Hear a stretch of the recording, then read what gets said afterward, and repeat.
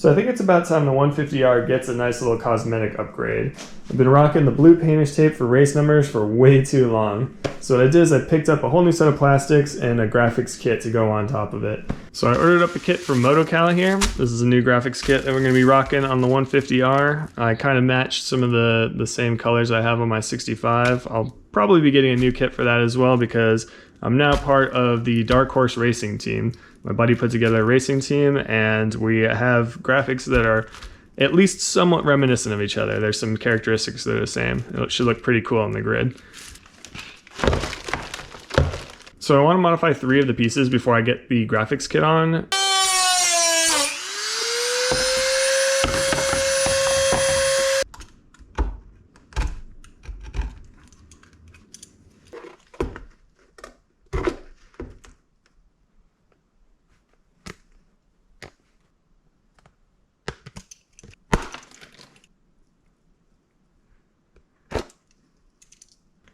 I think it looks way cleaner without that loop.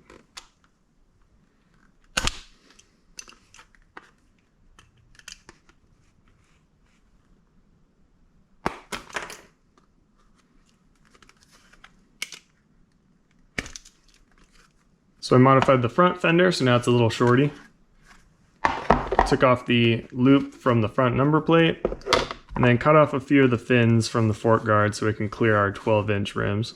So I've got a nice clean workspace here. I hit it with some super clean degreaser. This is where I do all my engine work and everything, so it's usually covered in oil. That took care of all of that. Washed my hands up nice and clean, and I'm gonna be doing a wet layup on these. So I've got a bottle of soapy water. It's just got Dawn dish soap, like a couple drops for this little bottle full of water. Squeegee to help me get any air bubbles out, and a heat gun. This really helps out when you're trying to like stretch around some curvatures. This one's a little hot, so you want to hold it fairly far away from the plastic. I'm going to go ahead and start with the number plate here. For all of these pieces, I'm going to hit them with a little bit of isopropyl alcohol just to clean them off, any oils that are sitting on top of those surfaces.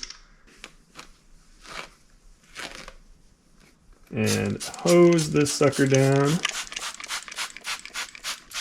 You can actually apply these dry if you are really good. I am not. I need all of the help I can get to get these on.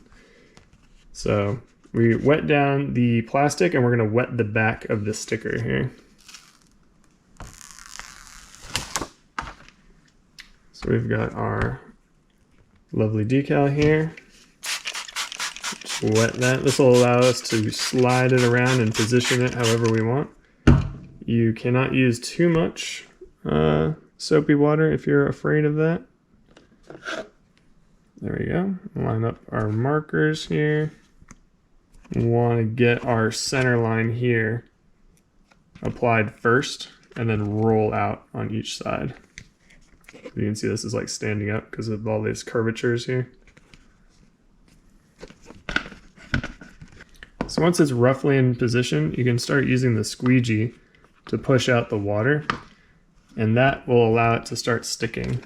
So I'm going to do that down the center line here. See all that water coming out? And then from there we can kind of roll outwards here. This is going to need a little bit of heat because the curvature is kind of intense. You can kind of get a lot of it stuck down.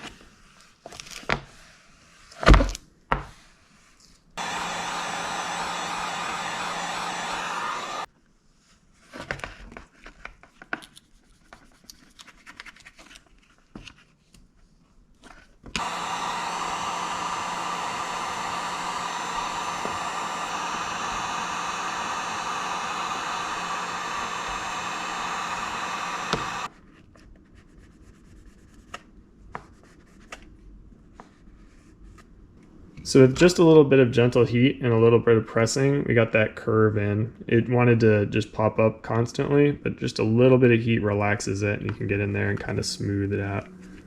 This is probably going to be one of the easier pieces. The compound curves is where it gets fun. But what I like to do is just put some music on and relax and take my time. So that's exactly what I'm going to do. I'll throw this on a time lapse and we'll do the rest of them.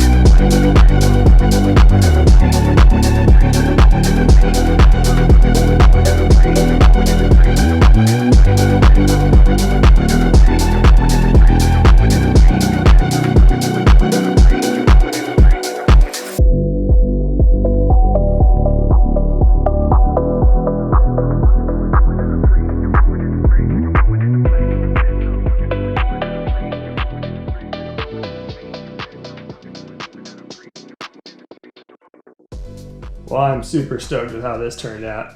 Every panel was pretty easy to do except for this one right here. This one was a pain in the butt. And I had to take it on and off a few times. You can see that there's a few wrinkles in it, but other than that one, everything went on super nice, and I think it looks beautiful. I think the next thing to do is to take it outside and get some beauty shots. It doesn't do any justice in here.